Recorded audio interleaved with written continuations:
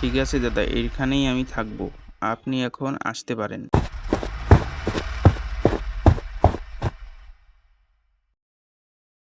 গ্রামের মধ্যে একটা বাড়ি শুধু আছে ভাড়া দেওয়ার মতো। আসতে অনেক রাত হলো। যাই ঘুমিয়ে পড়ি, কালকে আবার অনেক কাজ আছে। পূর্ণিমা রাতে চাঁদটা বেশ ভালোই দেখাচ্ছে জানলা দিয়ে।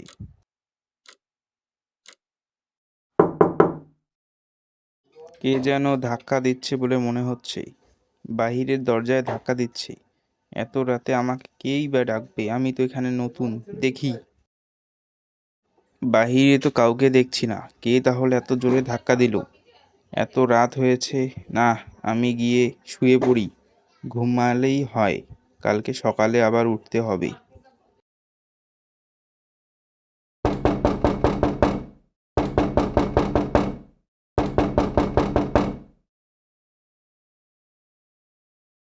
না, শব্দটা উপরতলা থেকে আসছে বলে মনে হচ্ছে। না, আমি যে গিয়ে দেখেই আসি উপরতলায়।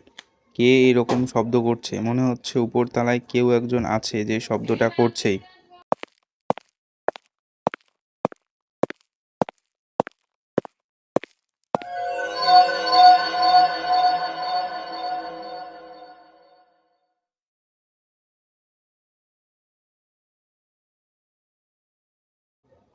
কে?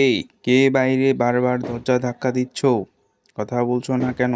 প্রয়োজন হলে বাড়ির ভিতরে এসে কথা বলো, কিন্তু বারবার ধাক্কা দিয়ে চুপ করে থেকো না। কে বলছো?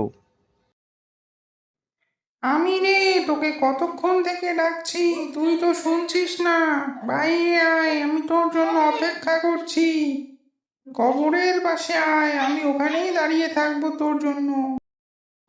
কে যেন বললো কবরের পাশে নাকি সে অপেক্ষা করছে আমার জন্য।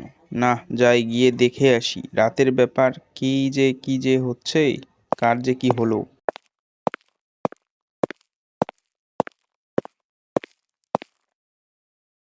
ওই দূরে কে যেন একটা দাঁড়িয়ে আছে, আবছা আবছা দেখা যাচ্ছে।